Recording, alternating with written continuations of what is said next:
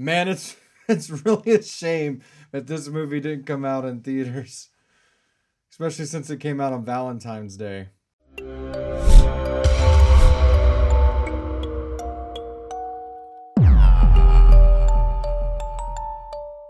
The Gorge. This is a movie starring Miles Taylor and Anya Taylor-Joy. It is on Apple TV Plus, streaming only. But the director is Scott Derrickson, which did Doctor Strange and most recently one of my favorite movies, The Black Phone. I know I don't sound too excited right now, but that's because I'm still kind of curious how this background and all this kind of stuff is going to work. And I had no plans on making a review for this movie. I had seen some slight buzz. I have Apple TV Plus, and it was trending as one of the top movies on it. So I decided to take a chance. And I'm really, really glad I did. So to set the scene, Anya Taylor-Joy is a sniper. Miles Taylor's character is a sniper. But this is not Enemy at the Gates, which was kind of what I thought it was setting up to be. She's Lithuanian, and dad is, ex-KGB or Russian from back then. Dad's also played by the dude who does the Puritan psycho guy on the Wednesday series, if you've watched Wednesday on Netflix. And he's very briefly in this movie. I mean, his character arc is done very, in a minute of conversation that I don't want to get into because it's spoilers. So he's not a throwaway character by any means. In fact, he's part of the catalyst for our two characters meeting. We got Miles Taylor's character sits down with Sigourney Weaver, and he's, again, a sniper, right?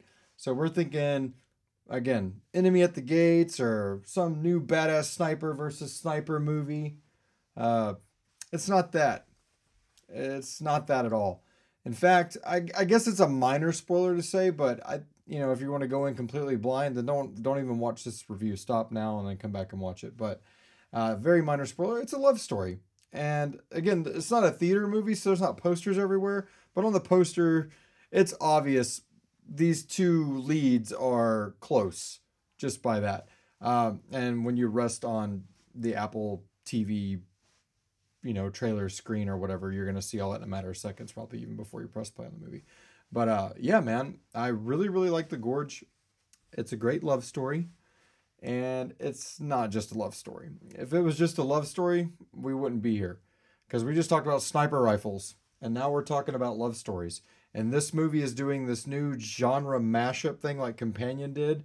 And it does it on a very similar scale. I mean, I don't see any reason why this was not in theaters. I think it would have done really, really well. It would have been a great alternative movie to see than Hard Eyes or Captain America or, a lot of the other stuff that came out on Valentine's Day weekend, because this is one of those movies that someone and their date would sit, in the car when they get out of the theater or at the restaurant if they go eat afterwards or sitting at home, whatever, and talk about, because it's what I'm going to watch again. And not just because it's streaming on Apple and it's just in my living room.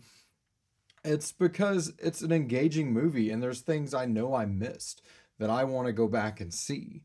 And I really think the setup for these two characters coming together it's good, man. It's a believable love story. The chemistry between these two is really, really good, and how it comes about and the reasons they're there. So without getting too spoilery, basically one person's in one tower and another person's on another tower, and they're separated by this gorge between them, the name of the movie. And they're trying to basically make sure that nothing comes out of this gorge. And that's the big mystery of like, what's in the gorge? Is it a prison? Is it supernatural? Is it anything? Is it kind of like a lost pushing the button kind of thing? Even though I think that actually turned out to be something. It wasn't just a mind placebo fuck thing.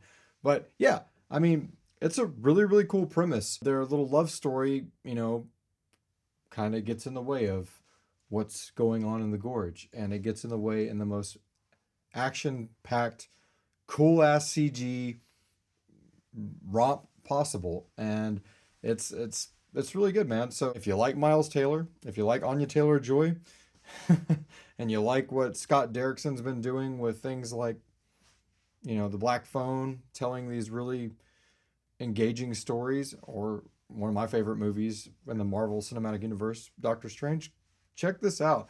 If you haven't bought an iPhone or something like that recently to get a free, I think most people have Apple TV Plus, don't even realize they have it. But it's definitely worth watching. And there's some other cool shit on there too, like Severance, some cool TV shows. It's not, it's definitely something you could pay for a few months and get, I'm not being sponsored by Apple, by the way, but you could pay for like a month at least and milk a bunch of crap out of it and then cancel it or whatever. But it's worth seeing, and it's probably cheaper than buying a ticket to go see it in theaters. My grade rating on this is easy.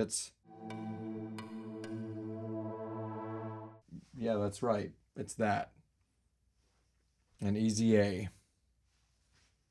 Anyway, I'm gonna go stitch up some other things, and I'll probably see you guys in a few days because there's another streaming movie coming out that I'm really curious about.